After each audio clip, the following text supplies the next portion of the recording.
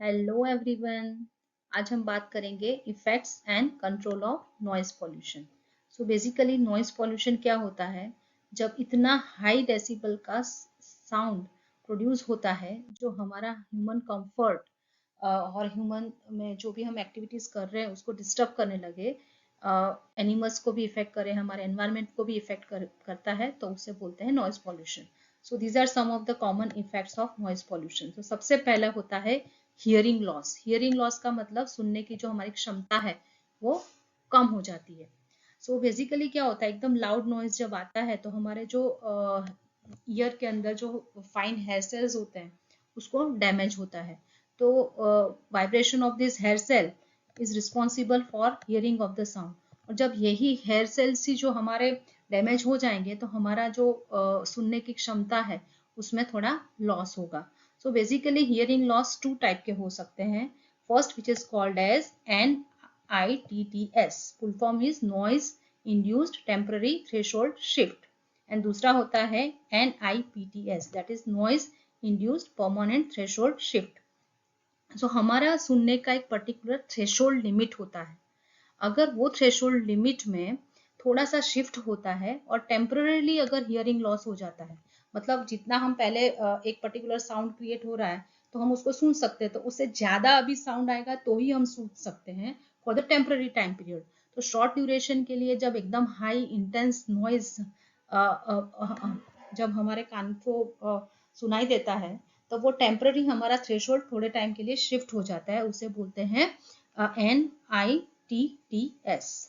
So temporary hearing loss in general you can say, and that may be accompanied with this tinnitus. Tinnitus means आपके कान में जैसे कुछ ring बज रहा है, ऐसा साउंड भी आपको सुनाई देगा। तो अगर टेम्पररी टाइम पीरियड के लिए आप एकदम हाई डेसिबल साउंड से एक्वायर होते हैं, then only this temporary threshold shift होता है एंड वो थोड़े टाइम के बाद वो वापस रिकवर हो जाता है।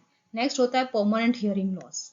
तो परमानेंट हियरिंग लॉस मतलब आपका जो सुनने का जो क्षमता का जो थ्रेशोल्ड लिमिट होता है वो टेम्पररीली अप हो जाता है।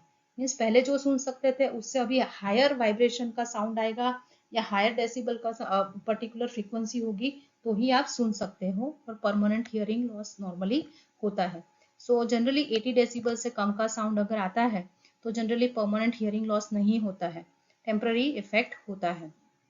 और temporary effect are noticed at the sound level between 80 decibel to 130 decibel to about 50% of the people. 50% लोगों में 80 to 130 पे temporary effects हो सकते हैं, और कंटिन्यूअसली अगर यही साउंड रहा तो परमानेंट लॉस भी हो सकता है। नेक्स्ट इज एनोइंस, मतलब चिड़चिड़ापन। बहुत ही ज्यादा हाई डेसिबल का और हाई इंटेंसिटी का साउंड अगर आ रहा है तो लोगों का जो एनोइंस लेवल है वो बढ़ जाता है। अगर नाइट में कंटिन्यूअसली कोई एनोइंग साउंड एनोइंग नॉइज आ रहा है तो आपका चिड़चिड़ापन बढ़ जाता है। Effects of noise pollution, human performance, हमारा हमारा जो कंसंट्रेशन है वो कम हो जाता है। सो नॉइज अबाउट 90 डेसिबल वो हमारे पूरा परफॉर्मेंस और कंसंट्रेशन पे इफेक्ट कर सकता है। हमारी नर्वस सिस्टम को भी वो अफेक्ट करता है, हमारा जो चेता तंत्र होता है उसमें भी वो पेन होगा, रिंगिंग होगा ईयर में, थोड़ा थकावट लगेगी, ये सब इफेक्ट हो सकता है। स्लीपलेसनेस, आपको नींद नहीं आएगी, कितना भी आप ट्राई करो आपको रेस्टलेसनेस होगा, आपका कंसंट्रेशन लूज हो जाएगा। सो ये सब भी नॉर्मली हो सकता है। और रात को अगर ज़्यादा डेसिबल का नॉइज अगर है तो ज़्यादा इफेक्ट होता है। Then speech interference, noise make is inaudible, बहुत ज़्यादा आवाज़ हो रही है तो कौन क्या बोल रहा है कुछ समझ नहीं आएगा। फिजियोलॉजिकल मतलब शारीरिक इफेक्ट, मीन्स आपके शरीर पे भी इफेक्ट होगा, ब्रीदिंग में कभी डिफिकल्टी हो सकती है, ब्लड प्रेशर ऊपर नीचे हो सकता है, माइग्रेन, हेडेक, और constriction of the blood vessel, मतलब आपका जो ब्लड वेसल्स है उसके अंदर जो श्रिंक होना स्टार्ट हो जाता है, उसकी वजह से ब्लड सप्लाई पे इफेक्ट होके हार्ट अटैक भी आ सकता है। सर्कुलेटरी सिस्टम में इफेक्ट होता है। 160 डेसिबल अगर उससे भी ज़्यादा नॉइज आ रहा है तो परमानेंट डैमेज भी हो सकता है। So you can say that there are so many effect that may be there on our human health. So basically हम उसको दो कैटेगरी में डिवाइड कर सकते हैं। ऑडिटरी मतलब सुनने की क्षमता, एंड सेकेंड नॉन ऑडिटरी मतलब सुनने की क्षमता नहीं बट अदर.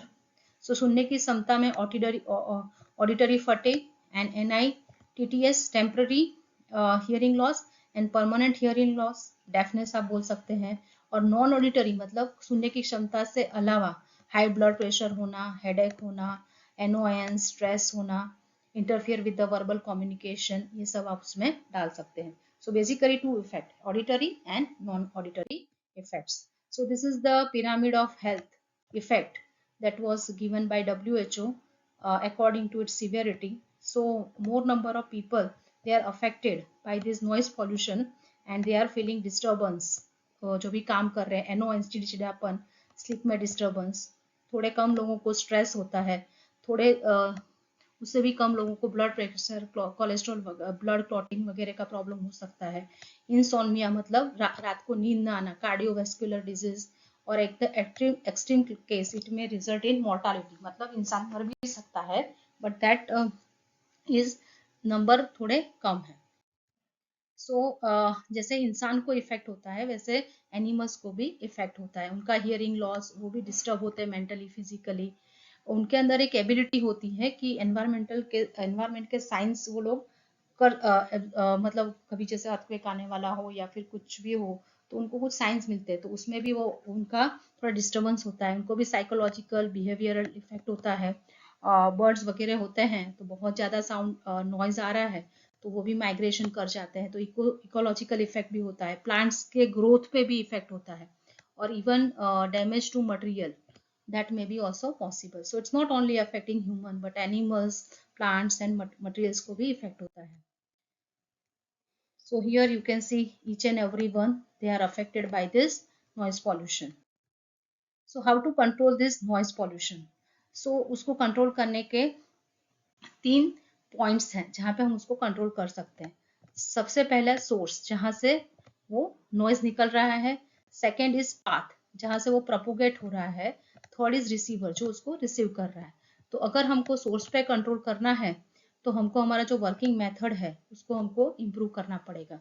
हमारा जो भी डिज़ाइन है जिसमें नॉइजी मशीन्स है उसको आप उसकी डिज़ाइन चेंज कर सकते हो, नए मशीन रिप्लेस कर सकते हो, प्रॉपर मेंटेनेंस करके मशीन का ल्यूब्रिकेशन वगैरह प्रॉपर करके वहाँ पे साउंड एब्जॉर्बिंग मटेरियल यूज कर सकते हो. नॉइजी मशीन के पास साइलेंसर यूज कर सकते हो टू कंट्रोल द नॉइज. सो ये सब हम सोर्स पे अप्लाई कर सकते हैं. जहाँ पे से भी निकल रहा है नॉइज उसी को सबसे पहले कंट्रोल करो. दूसरा है पाथ पे, मतलब यहाँ जो पाथ है उसके अंदर तो वहाँ पे कुछ इंसुलेटिंग एनक्लोजर्स लगा सकते हैं. सपोज जैसे इंडस्ट्रीज होती है तो उसके आगे आपने कभी देखा होगा बहुत सारे पेड़ लगे हुए, so that will act like a noise barrier. तो नॉइज बैरियर आप क्रिएट कर सकते हैं. साउंड एब्जॉर्बिंग मटेरियल यूज कर सकते हैं पर्टिकुलर पाथ पे. Next is at receiver end. Receiver end मतलब हम ह्यूमन जहाँ पे काम कर रहे हैं, तो अगर हम नॉइजी एरिया में काम कर रहे हैं तो हम ear plug, year mops, noise helmet, headphones वगैरह यूज कर सकते हैं.